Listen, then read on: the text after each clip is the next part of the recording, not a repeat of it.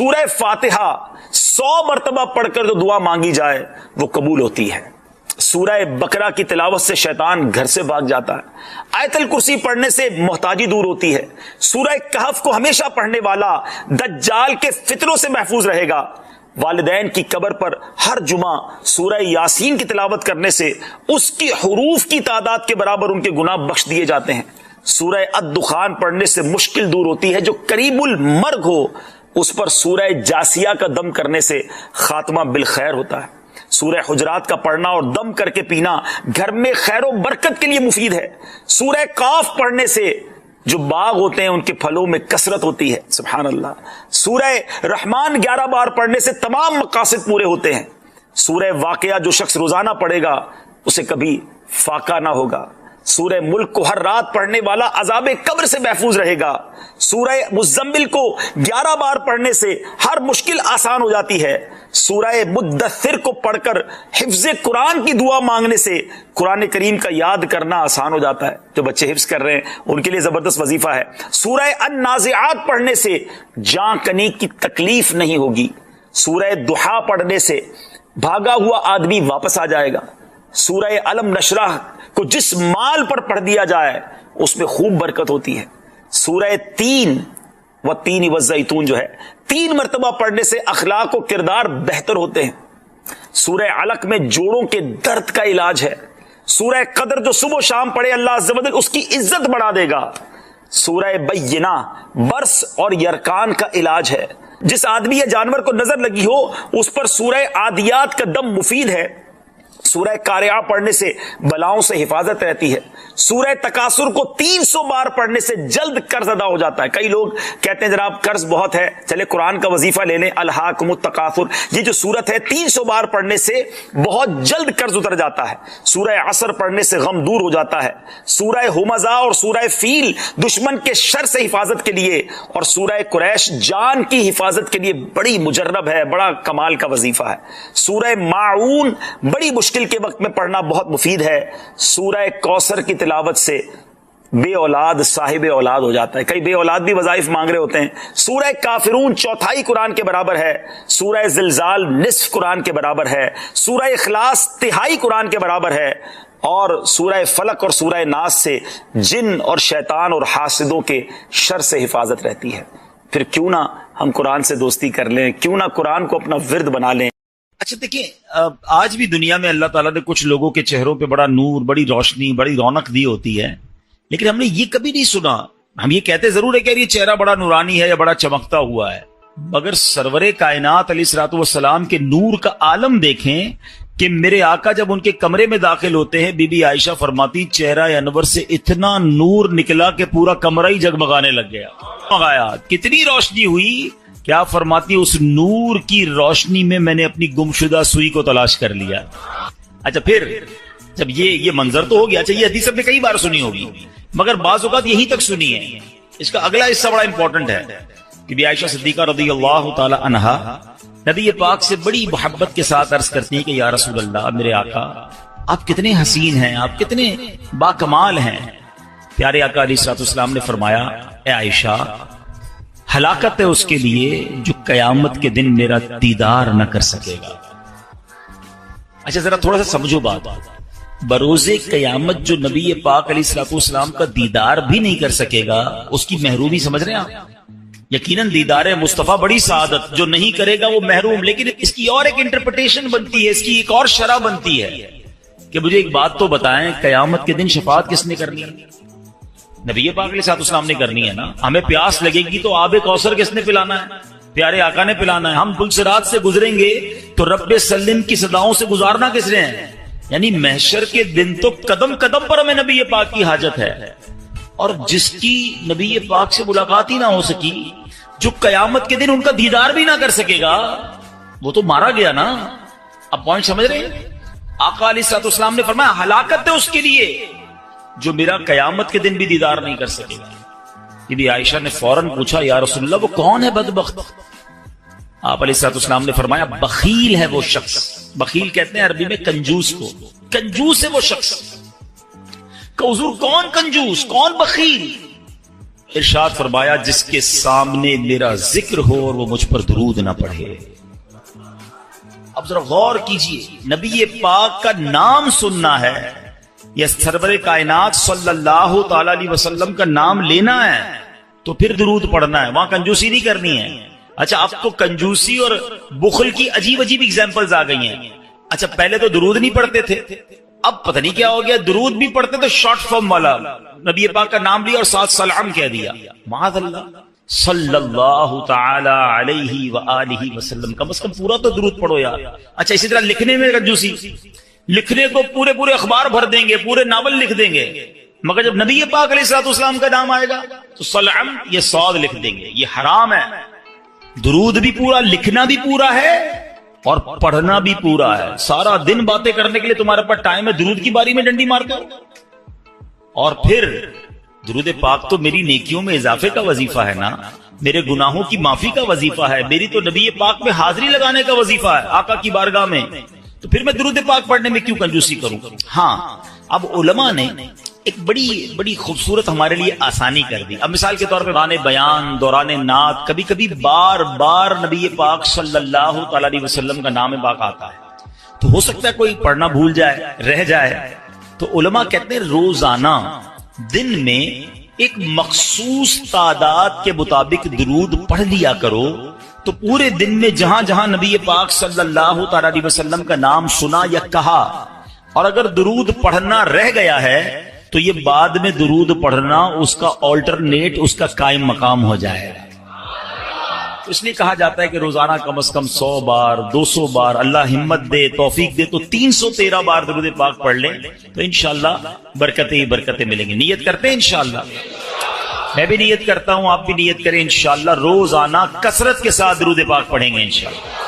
آئیے مل کر محبت کے ساتھ با آواز بلند درود پاک پڑھ لیں. صلو علی الحبیب صلی اللہ تعالی علی محمد صلی اللہ تعالی علیہ وسلم. ناظرین آج ایک ایسی حقیقت پر میں نے بات کرنی ہے جس پر نارملی بات ہوتی نہیں ہے، اور یہ ایک ایسی حقیقت ہے کہ جس سے انکار بھی کوئی نہیں کر سکتا. دنیا میں بہت سارے فلسفے ہیں، دنیا میں بہت ساری تھیوریز ہیں جس میں جس کو کہتے ہیں نا کہ اختلاف ہے. قوموں کے اندر بھی اختلاف ہے، مذہبوں میں بھی اختلاف ہے، عمر کے اندر بھی اختلاف ہے کہ نہیں جناب کچھ لوگ کہتے ہیں یہ ہے تو دوسرا کہتے ہیں نہیں ایسا نہیں ہو سکتا ہے. بہت ساری سائنٹیفک تھیوریز ہیں، بہت ساری جناب لاجیکلی باتیں ہیں، قوموں کے کلچر ہیں، اختلاف ہے لوگوں میں، کہتے نہیں وہ کہتے ہیں یہ ٹھیک ہے، وہ کہتے ہیں یہ ٹھیک نہیں ہے. مگر میں جس تھیوری ہے جس حقیقت کی بات کر رہا ہوں نا، دنیا کا ہر مذہب اس کو مانتا ہے، دنیا کا ہر رہنے والا شخص جس کے اندر عقل ہے وہ اس کو ایکسپٹ کرتا ہے. یہ وہ ریئلٹی ہے جس سے کوئی بھی انکار نہیں کرتا. وہ ایسی کون سی ریئلٹی؟ واقعی چند ہی چیزیں ہیں دنیا میں، شاید گنتی کی چیزیں ہوں گی جس سے پوری دنیا کے لوگ متفق ہوں کہ ہاں یہ درست ہے، یہ کنفرم ہے، یہ ہونا ہے. میں انہی میں سے ایک تھیوری کی بات کر رہا ہوں، انہی میں سے ایک حقیقت کی بات کرنے جا رہا ہوں. مگر ایسی مسلم، ایسی کنفرم حقیقت ہوتے ہوئے بھی اس پر بات کرنے کے لیے کوئی تیار نہیں ہے، اس کے بارے میں تیاری کرنے کے لیے کوئی تیار نہیں ہے. یہ بڑی عجیب بات ہے. ایسی کون سی تھیوری ہے، ایسی کون سی حقیقت ہے، بتاتا ہوں آپ. لیکن پہلے میں آپ کو ایک واقعہ سناتا ہوں. اس واقعے کے ذریعے ہم اس ٹاپک تک بھی پہنچ جائیں گے اور مزید ریئلائزیشن آسان ہو جائے گا.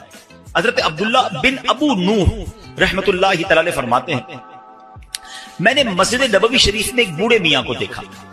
وہ مسجد کی صفائی کرتے تھے اور دن رات مسجد میں ہی رہتے تھے. لوگوں نے بتایا کہ یہ بوڑھے میاں جو ہیں یہ مسلمانوں کے تیسرے خلیفہ حضرت عثمان غنی رضی اللہ تعالیٰ عنہ کی اولاد میں سے صاحب اولاد ہیں. اللہ پاک نے مال بھی بڑا عطا کیا، لیکن یہ سب کچھ چھوڑ کر بس مسجد کے ہو کر رہ گئے. صبح و شام مسجد میں پڑے رہتے ہیں، مسجد کی صفائی کرتے ہیں، بس عبادت کرتے رہتے ہیں. حضرت عبداللہ بن ابو نوح رحمۃ اللہ تعالیٰ کہتے ہیں، میں نے جب لوگوں کی یہ باتیں سنی تو میں نے کہا کچھ تو ہے اسپیشل، جس کے بعد اتنا مال ہو، اتنی بڑی فیملی ہو، یہ مسجد میں زیادہ ٹائم کیوں گزارتے ہیں. تو میں ان کو واچ کرنے لگا، ان کو فالو کرنے لگا کہ کچھ راز کی بات، سیکھنے کی بات پتہ چلے گی. تو کہتے ہیں رات کا جب پچھلا پہر ہوا، لاسٹ آخری پہر تہجد کے وقت آیا، میں نے دیکھا کہ یہ مسجد سے نکلے اور جنت البقیع کی طرف جا رہے ہیں. جنت البقیع مدینہ منورہ کا قبرستان ہے. اور یقین کریں کمال کا قبرستان. آپ یقین کریں, مطلب جنہوں نے دیکھا ہے وہ میری بات جلدی سمجھ جائیں گے, جنہوں نے نہیں دیکھا میں دعا کرتا ہوں یا اللہ ہم سب کو مدینے کی حاضری عطا.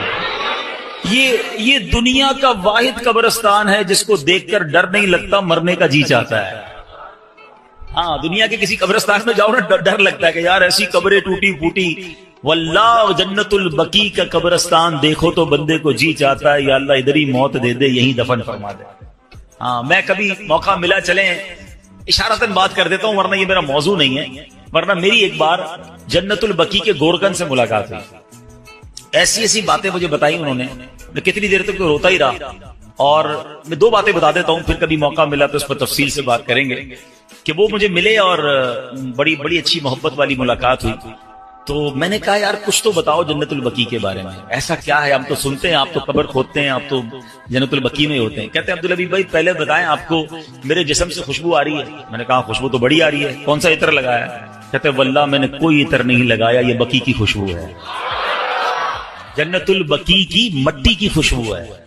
اچھا, وہ کہتے ہیں دنیا کا کوئی بھی قبرستان اٹھا لیں. پھر میں نے بھی غور کیا, وہاں آپ کو کیڑے بکوڑے بہت سارے جانور ملتے ہیں نا, مردے دفن ہو رہے ہیں, اور ظاہر قبرستان میں تو صفائی نہیں ہوتی نا, تو آپ کو کیڑے بولے. جنت البقیع میں ایک کیڑا نہیں ہے. یعنی میں آپ کو روحانیت والی باتیں نہیں بتا رہا, روحانیت تو اندر کیا کیا ہوگا وہ تو اللہ جانے, اس کا حبیب جانے, اس کی کیسی کرم نوازیاں ہیں. میں تو جو نظر سے آنے والی چیزیں بتا رہا ہوں. کہتا ہم جب قبر کھودتے ہیں نا عبدالحبیب بھائی, کئی بار ایسا ہوا کہ قبر کھودتے کھودتے ایسی ٹھنڈی ہوا آتی ہے کہ میں قبر کے اندر لیٹ کے خود ہی سو جاتا ہوں. کبھی گورکن کو قبر میں سوتے دیکھا ہے, کہتا ہے ایسی ٹھنڈی ہوا ہوتی ہے, میں سکون اتنا ہوتا ہے, میں کام کرتے کرتے ادھر ہی لیٹ جاتا ہوں قبر کے اندر, نیند بھی آ جاتی ہے. میں نے تو اس کے ہاتھ چومے اور کہا آپ ہی دعا کر دیں کہ ہمیں جنت البقیع نصیب ہو جائے. کمال کا قبرستان. اور کیوں ہے پتہ ہے کمال کا؟ ایک تو اس قبرستان میں کم و بیش 10,000 صحابہ اکرام مدفون ہیں. ہر صحابی نبی جنتی کی قبر کیسی ہوتی ہے پتہ ہے؟ جنت کا باغ ہوتی ہے, حدیث پاک ہے نا, یا تو جنت کا باغ ہوتی ہے قبر یا دوزخ کا گھڑا.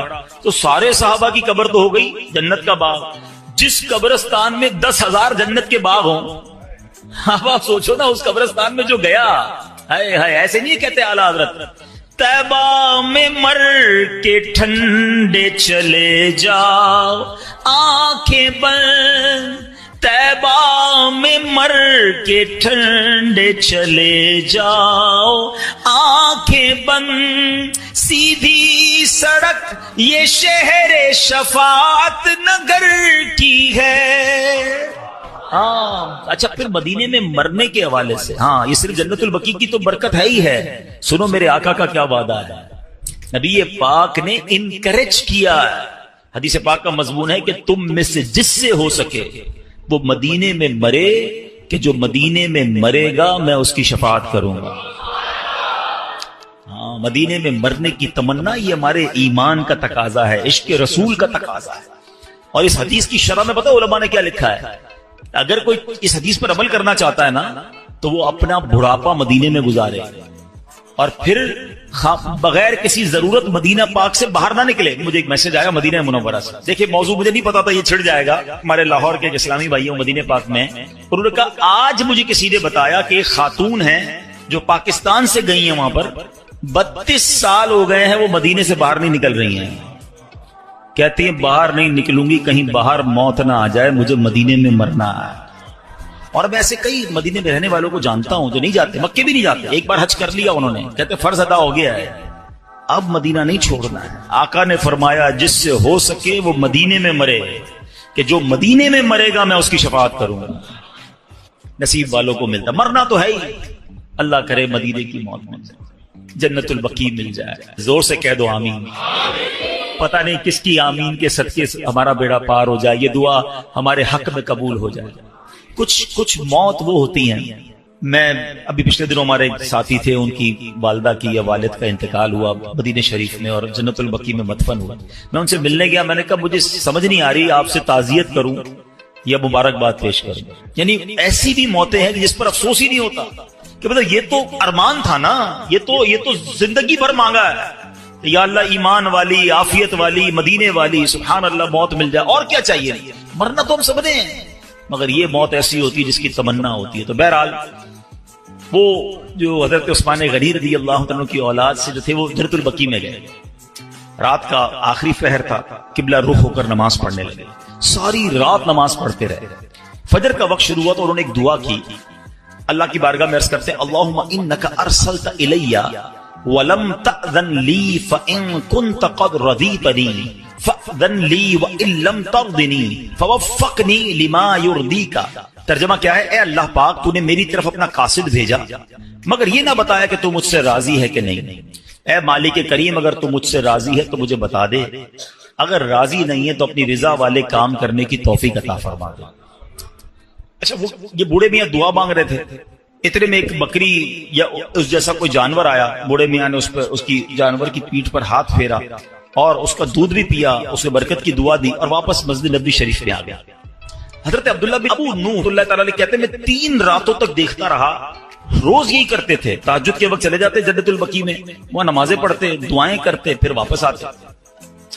3 دن بعد میں نے حضرت کو روک لیا، میں نے کہا حضرت میں 3 دن سے آپ کو چیک کر رہا ہوں، اب دعا کرتے ہیں، دعا میں کہتے ہیں یا اللہ تو نے اپنا قاصد میرے پاس بھیجا ہے۔ اللہ نے کون سا قاصد بھیجا ہے؟ قاصد کہتے ہیں میسنجر، پیغام لانے والا۔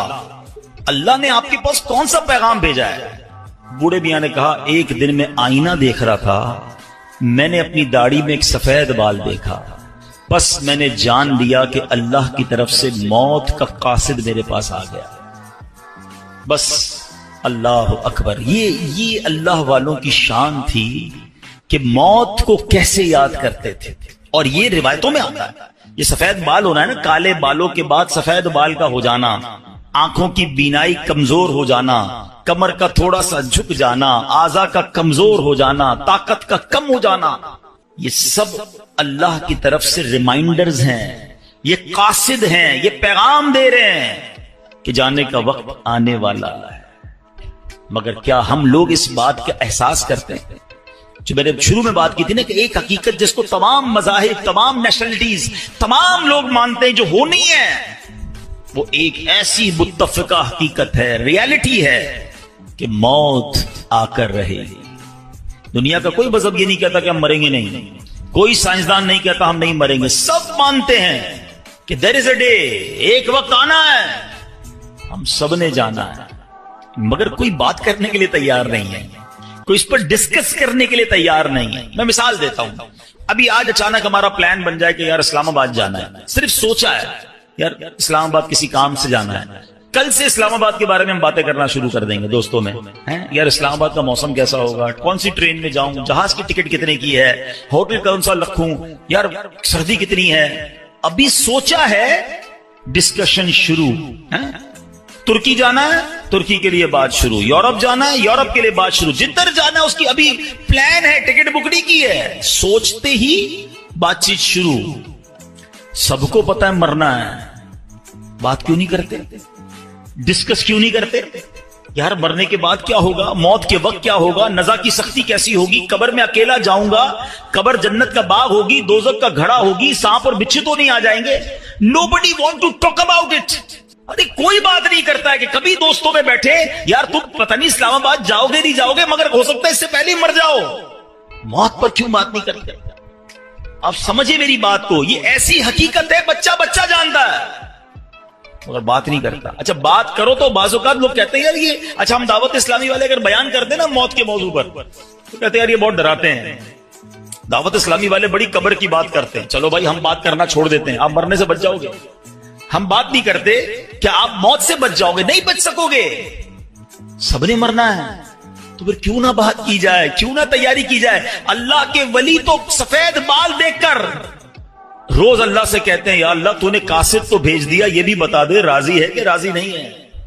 ایک بادشاہ کے بارے میں آتا ہے، سنیے، گھر میں اس نے موت کی یاد کے لیے تابوت رکھا ہوا تھا اور روز اس تابوت کو دیکھ کر اپنی موت کو یاد کرتا تھا۔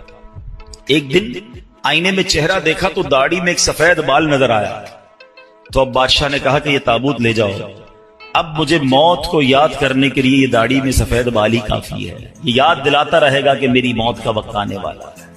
اے میرے پیارے اسلامی بھائیوں، ایسے بھی لوگ گزرے ہیں، مگر آج ہمارے سامنے جنازے اٹھتے ہیں داڑھی کے بال سفید ہونا تو پتہ نہیں کتنوں کے سفید ہو گئے, پورے ہی بال سفید ہو گئے. کچھ کلر لگا کر چھپاتے ہیں, کچھ مہندی لگا کے چھپا دیتے ہیں, لیکن پتا تو ہے نا کہ میری موت کا وقت آنے والا ہے. زندگی گزر رہی ہے, برتھ ڈے بڑی شوق سے لوگ مناتے ہیں, happy birthday to you. کبھی سوچا کہ یہ میں نہیں کہتا ناجائز ہے, جائز طریقے سے منائے ٹھیک ہے, لیکن اگر عقل ہونا تو زندگی کا 1 سال کم ہو گیا ہے. اگر میں 40 سال اللہ کی بارگاہ سے لکھوا کر لایا تو میرا 1 سال چلا گیا نا. خوشی بنانی چاہیے, یہ عبرت کرنی چاہیے کہ لمحہ بلمحہ ہم موت کے قریب ہو رہے ہیں, آخرت کے قریب ہو رہے ہیں, مگر کوئی فکر نہیں ہے, کوئی اس بارے میں بات ہی نہیں کرتا ہے. Please try to understand.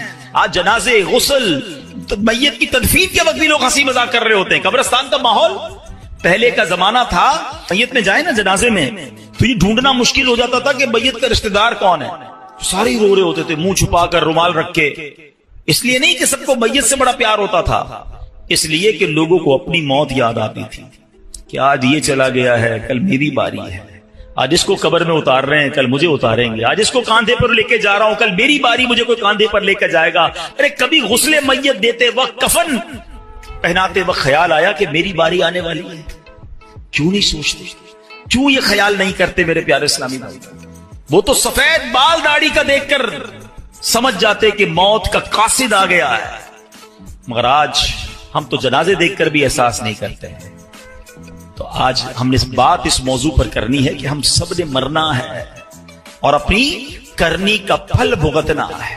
اللہ پاک کے آخری نبی رسول ہاشمی صلی اللہ تعالی علیہ وسلم فرماتے ہیں بخار بھی موت کا قاصد ہے. بخار آتا ہے نا, ہمیں کئیوں کو, سب کو بخار آیا ہوگا کبھی نہ کبھی. فرمایا یہ موت کا قاصد ہے. اور سنیں کیا پیارا جملہ نبی پاک نے فرمایا کہ بخار زمین پر اللہ پاک کا بنایا ہوا قید خانہ ہے. ہاں, یہ بالکل پہلی بار میں نے بھی پڑھا, اور واقعی میں نے غور کیا کہ بخار ہوتے ہی بندہ گھر میں چلا جاتا ہے, اچھی خاصی ایکٹیویٹی ہوتی ہے. آج کل نظر نہیں آ رہا بندہ کدھر ہے, بخار ہو گیا گھر کے اندر, قید ہو جاتا ہے, خود ہی آٹومیٹکلی قید ہو جاتا ہے. آقا نے فرمایا بخار زمین پر اللہ پاک کا بنایا ہوا قید خانہ ہے. اللہ پاک جب چاہتا ہے اپنے بندے کو قید کر دیتا ہے, اور پھر جب چاہتا ہے تو چھوڑ دیتا ہے. یہ قاصد ہے, یہ پیغام ہے کہ تیری کوئی حقیقت نہیں, رب نے جب چاہنا ہے یہ روح بھی واپس چلی جانی ہے. حضرت مجاہد رحمت اللہ تعالی فرماتے ہیں جب آدمی کسی بیماری میں مبتلا ہوتا ہے تو حضرت ملک الموت کا قاصد اس کے پاس ہوتا ہے, حتیٰ کہ جب وہ مرض الموت میں گرفتار ہوتا ہے تو حضرت ملک الموت خود اس کے پاس تشریف لا کر فرماتے ہیں تمہارے پاس پے در پے میرے قاصد آتے رہے, ڈرانے والے آتے رہے, تم نے اس کی کوئی پرواہ نہیں کی. اب تمہارے پاس ایسا قاصد آیا ہے جو دنیا سے تمہارا نام و نشان مٹا دے گا. یہ جو بیماری ہے نا, یہ بھی ایک پیغام ہے موت کا. اللہ کرے کہ ہم سمجھیں, اللہ کرے کہ ہم عبرت حاصل کریں. اے میرے پیارے اسلامی بھائیوں, اب بیماری آ جائے تو بندے کو کرنا کیا چاہیے؟ اللہ کرے کہ ہم ایسے کام کریں. امام غزالی رحمت اللہ تعالی علیہ فرماتے ہیں مریض کو چاہیے جب کوئی مرض میں ہونا موت کو کثرت سے یاد کرے, توبہ کرتے ہوئے موت کی تیاری کرے, ہمیشہ اللہ پاک کی حمد و ثنا کرے, خوب گر گڑا کر دعا کرے, اللہ پاک کے حضور عاجزی اور انکساری کا اظہار کرے, مناسب علاج کروائے, شکوہ و شکایت نہ کرے, اور جب شفا نصیب ہو جائے تو اللہ پاک کا شکر ادا کرے. یہ بیماری میں کرنا چاہیے. ہم کیا کرتے ہیں, او ہو بڑا سر میں درد ہے, بڑا پیٹ میں درد ہے, بس یار بہت پریشان, اتنا شکوہ, اتنی شکایت. اچھا سب کو بتانا ہے کیا کوئی علاج کر دے گا ہمارا؟ شفا دینے والی ذات کس کی ہے؟ تو اللہ سے بات کرے نا. لوگوں کو کیوں بتاتے پھرتے ہیں؟ اس سے گویا اب بڑی تصوف والی بات کرنے جا رہا ہوں, تھوڑی باریک بات ہے, سمجھیے گا. حضرت رابعہ بصریہ بہت بڑی ولیہ گزری ہیں رضی اللہ تعالیٰ عنہ. ایک بندے کو دیکھا اس نے سر پہ پٹی باندھی ہوئی تھی. حضرت رابعہ نے کہا کہ سر پہ پٹی کیوں باندھی ہے؟ کہا حضور سر میں بہت درد ہے.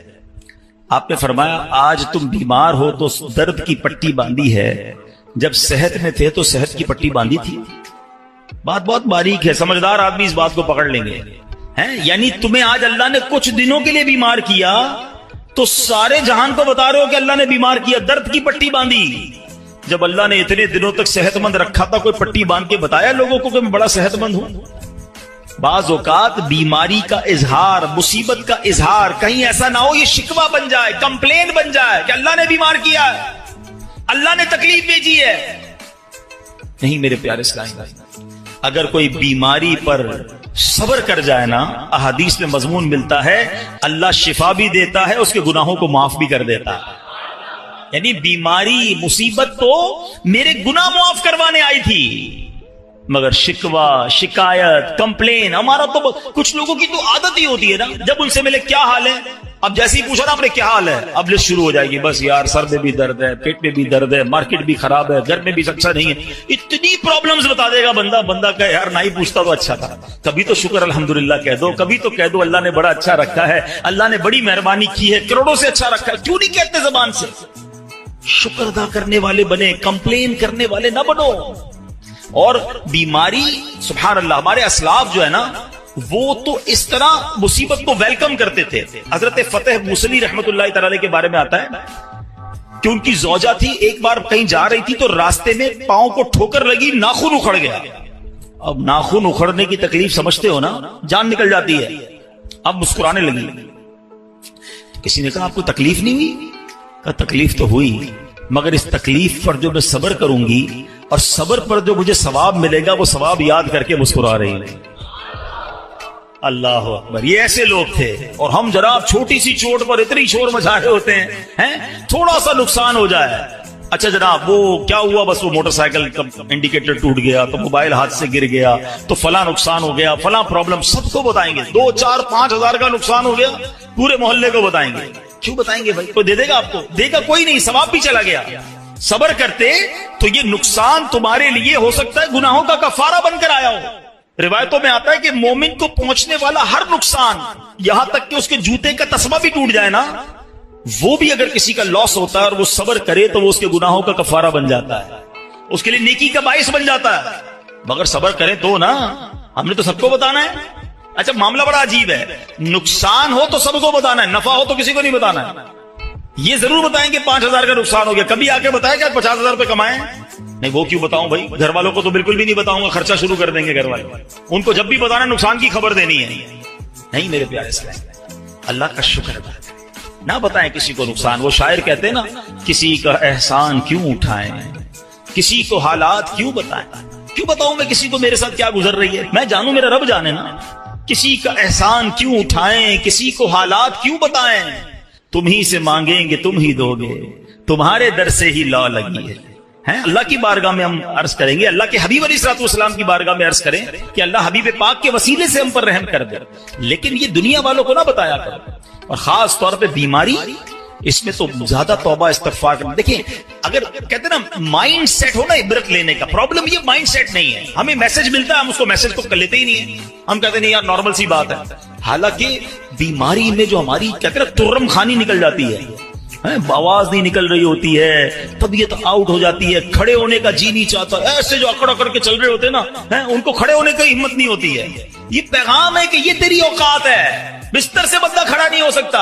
ایسی بیماریاں ہوتی ہیں، ہم سب کے ساتھ ایسا ہوا ہوتا ہے کہ پیروں میں جان نہیں ہوتی۔ ماشاءاللہ 5 وقت کا نمازی ہوتا ہے، بعض اوقات ایسا بیمار ہوتا ہے کہ کھڑے ہو کے نماز نہیں پڑھ سکتا، اس کو کرسی پہ بیٹھ کے نماز پڑھنی پڑتی ہے۔ اس وقت احساس ہونا چاہیے کہ جب پیر پہ کھڑا ہوتا ہوں تو یہ میرے رب کی قدرت کھڑا کرتی ہے۔ اب کھڑے ہو کے اکڑنا نہیں ہے، اب کھڑے ہو کے روب نہیں جمانا لوگوں پر، ظلم نہیں کرنا ان ہاتھوں اور پیروں سے۔ عاجزی انکساری کے مولا کھڑا کیا، وہ بھی تو نے ہی کیا ہے۔ بولنے کی طاقت دی تو نے ہی دی۔ ارے کھانے کو جی نہیں چاہتا، بولنے کو جی نہیں چاہتا، جب طبیعت خراب ہو منہ کڑوا ہو جاتا ہے۔ یہ سب چیزیں پیغام ہے، عبرت تو لو، یہ میری اوقات ہے۔ پیٹ خراب ہو جائے انسان کا، وہ دنیا بھر پہ روب جمانے والا کمرے سے باہر نہیں نکل سکتا، ایسی حالت خراب ہو جاتی۔ یہ سب یہ اوقات یاد دلاتی ہے بیماری ہمیں، مگر عبرت لینے والا تو کوئی ہونا۔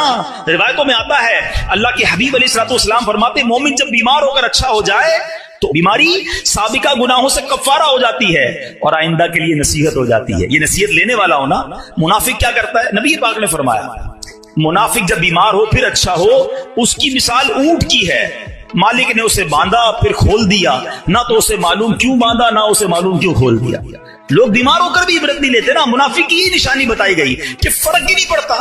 تو اے کاش ہمیں اپنی بیماریوں سے، اپنی مصیبتوں سے سبق لینا مل جائے کہ صبر جانا ہے۔ یہی بات جو میں کر رہا ہوں نا، حضرت مفتی احمد یار خان نعیمی نے اس حدیث پاک کے تحت کیا لکھا؟ آپ فرماتے مومن بیماری میں اپنے گناہوں سے توبہ کرتا ہے، وہ سمجھتا ہے کہ بیماری میرے کسی گناہ کی وجہ سے آئی ہے، اور شاید یہ آخری بیماری ہو جس کے بعد موت ہی آ جائے، اس لیے اسے شفا بھی نصیب ہو جاتی ہے اور مغفرت بھی نصیب ہو جاتی ہے۔ اچھی سوچ لاتا ہے نا، توبہ کرتا ہے۔ اب منافق کیا کرتا ہے؟ فرمایا غافل انسان منافق یہ سمجھتا ہے کہ میں تو فلاں وجہ سے بیمار ہوں، رات کو گیا تھا دعوت میں، وہ غلط قسم کا کھانا کھا لیا اس لیے پیٹ خراب ہو گیا، میں نے ڈرنک پی لی تو گلا خراب ہو گیا۔ وہ کوئی نہ کوئی اسباب ڈھونڈ رہا ہوتا ہے، یہ نہیں سوچتا اللہ نے بھیجی بیماری، اور بس اب تھوڑی سی دوا وغیرہ پیوں گا، فلاں ہوا چل رہی ہے آج کل، فلو چل رہا ہے اس لیے بیمار ہو گیا ہوں، بس اب جب ٹھیک ہو جاؤ گا دوا سے تو کہے گا وہ دوا کھائی تھی تو ٹھیک ہو گیا۔ وہ اللہ رب العالمین کی طرف توجہ ہی نہیں کرتا، اسباب پر توجہ کرتا ہے، خالق کے اسباب کو بھول جاتا ہے۔ فرمایا منافق کی نشانی ہے کہ وہ اپنے گناہوں پر غور نہیں کرتا، اس بیماری کو میسج نہیں سمجھتا۔ تو میرے پیارے اسلام میں مجھے اچھی طرح اندازہ ہے، میں جب یہ بیان کی تیاری کر رہا تھا نا، مجھے اندازہ تھا کہ یہ بیان اتنا انٹرسٹنگ بیان نہیں ہوگا۔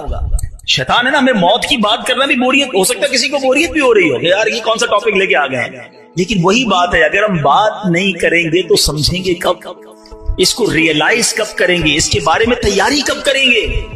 ہم سب نے مرنا ہے۔ اور ایک بات یاد رکھو میرے پیارے اسلامی بھائیوں، اس دنیا میں میں اور آپ ایک ترتیب سے آئے ہیں۔ پہلے کون آیا؟ میرے دادا ہے، آپ کے بھی دادا ہے نا، پھر آپ کے والد صاحب آئے، پھر ہم آئے، پھر ہمارے بچے آئے، پھر ان کے بچے آئیں گے، ایسا ہی ہے نا، ایک سیکوینس ہے۔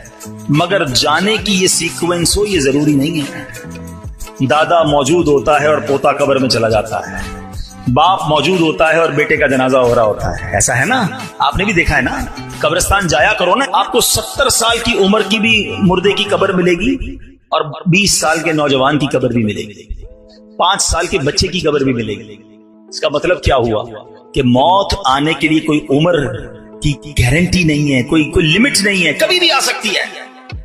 بچپن سے ایک شعر سن رہے ہو نا، آگاہ اپنی موت سے کوئی بشر نہیں، سامان 100 برس کا ہے، پل کی خبر نہیں۔ قرآن کیا کہتا ہے سنو، یہی بات قرآن مجید نے کیسے سمجھائی ہے۔ اللہ قرآن پاک میں فرماتا ہے یا ایھا الانسان انک کادح الی ربک قدحا فملاقی۔ اللہ فرماتا ہے اے آدمی بے شک تجھے اپنے رب کی طرف یقینی دوڑنا ہے، پھر اس سے ملنا ہے۔ حضرت فضیل رحمت اللہ تعالی نے ایک شخص سے بڑا کمال کا سوال کیا، تمہاری عمر کتنی ہوگی؟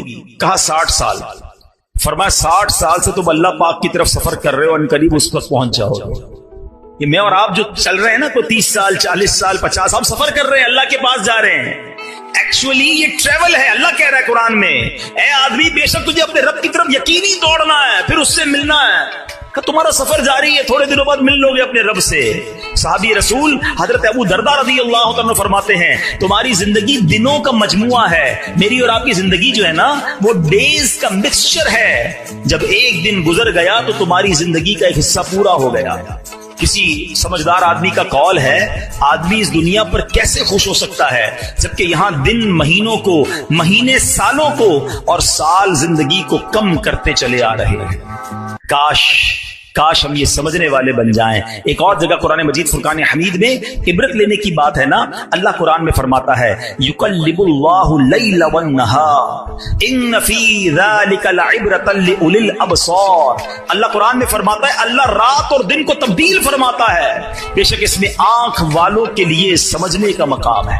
رات ہے نا، تھوڑی دیر بعد دن ہو جائے گی، دن کے بعد رات ہو جائے گی۔ جیسے رات اور دن بدل رہے ہیں نا، ایکچولی علماء کہتے ہیں یہ رات اور دن تمہاری سواریاں ہیں، تم اس پر سوار ہو کر اللہ کی بارگاہ میں جا رہے ہو، گزرتے جا رہے ہیں دن اور تم آگے بڑھتے بڑھتے قبر میں چلے جاؤ۔